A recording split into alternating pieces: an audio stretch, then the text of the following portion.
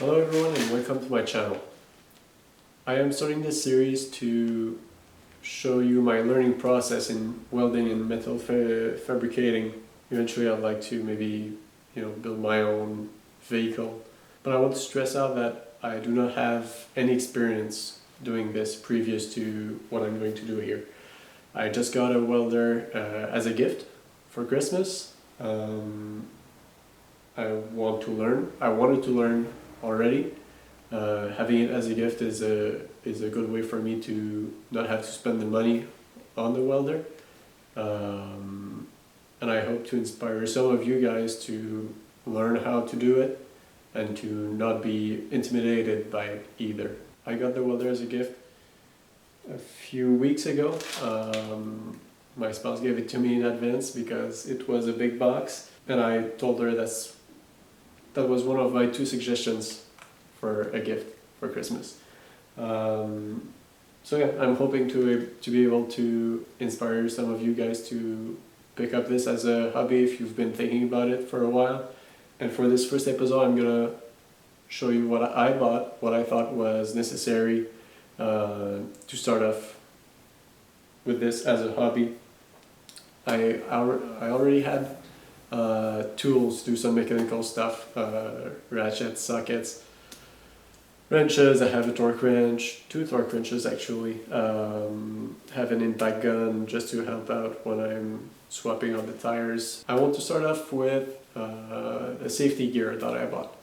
It's not because you're in your garage at home that you can ignore safety measures, safety items, and I encourage you to get the right stuff. So first things first, welding. If you've been thinking about it for a while now, you know that welding produces very bright light, so you need to protect your eyes.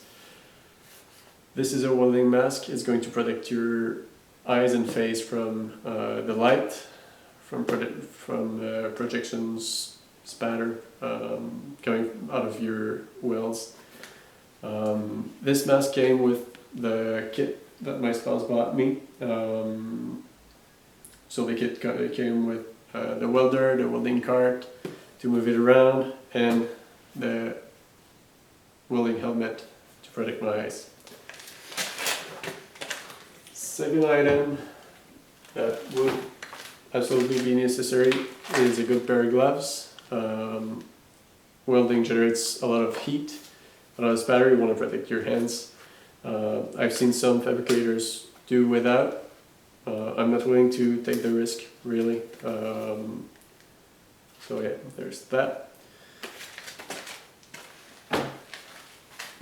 And finally, I bought this apron to protect my torso. I actually wanted to get a jacket and I didn't pay attention when I bought it.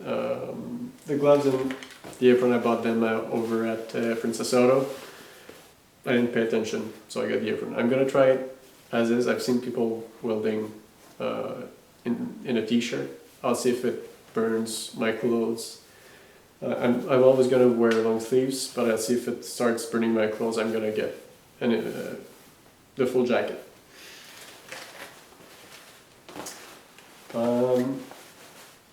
Safety measure, I'm gonna be removing my ring simply because what a welder does is there's a transformer in it and it reduces the voltage but increases the current, and the more current goes through metal, the hotter it gets.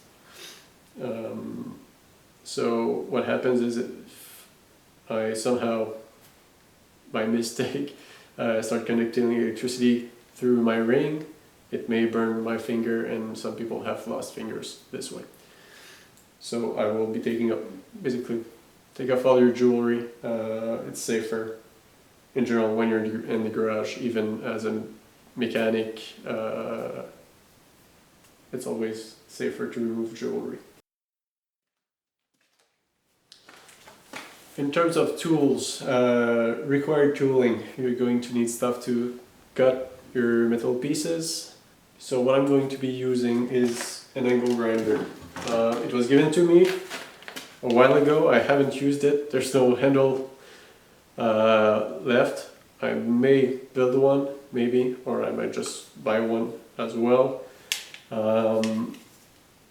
It didn't have any cutting discs, so I got cutting discs from Princess Auto. That's where I got all my stuff. There may be specialized stores that can sell higher quality stuff. For now, I'm gonna try this one.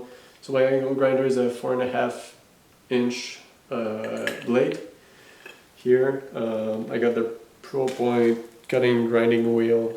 I have autofocus on, so this is what I bought. It's pretty thick. I'll see if it makes the cuts too thick. I may be getting a thinner one. Right, so there's that. I've seen a lot of other channels that use chop saws and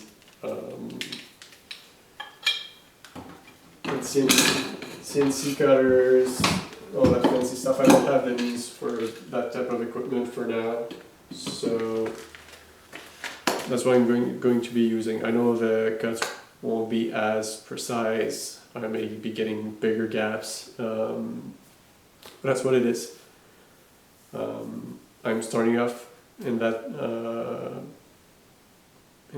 field, or in that hobby, so I don't want to invest too much for now. Second tool, I bought small magnets. The reason I bought the small ones, there's reflection from the sun here. The reason I bought the small ones was I bought small metal bars, flat bar, just to try welding a bit and see how I can get a good weld and just start off with something. I may be getting bigger magnets if I start doing bigger stuff, but for now it fits my needs, I think. Another tool I bought was a set of brushes. The welding process I'm going to use is flux core. It's going to be a not so beautiful weld at first, but by brushing it off you can get a good finish on your welds, from what I've seen from other videos. So a brush. If it's too much effort, I may buy a brush wheel for the angle grinder. There are some specifically made for that, but for now I'm going to try it with this and see if it's worth spending the money on the brush wheel. Right, so this is a welder that I got. It's a Mastercraft MIG flux core wire feed welder. It's got basic controls for voltage, minimum, max, 1, 2. The settings are depending on the thickness and the wire that you are using. They're in the panel door here on the side. And then you have your feed speed here. You're going to need a 20 amp breaker on the outlet that you're using for this machine. As I've said before, this was a kit with the welder, the welding cart, and the welding helmet. And I think it was on special at around $400. That's Canadian dollars. Yeah, so I'm starting off with that machine. May invest more if it becomes more serious and I start doing more stuff and I feel the need for a better machine. But for now, that's what I have and that's what I'm going to be learning with. So this is what I have in terms of equipment as of now. So angle grinder, protective equipment, and the welder. The last thing I bought is actually the metal itself. I bought 4 of these flat bars from Home Depot. They're 3 feet long, 1/8 inch thick, and 1.5 inch wide. My goal is to build a platform that will go over my workbench. Because my workbench is not metal, it is wood. I would like to have a metal surface on which I can place the small parts for now that I will be welding together. So that concludes this video. Hope you liked it. Hope you will tag along for the ride and for the learning process. Hopefully you'll enjoy this series. Thanks.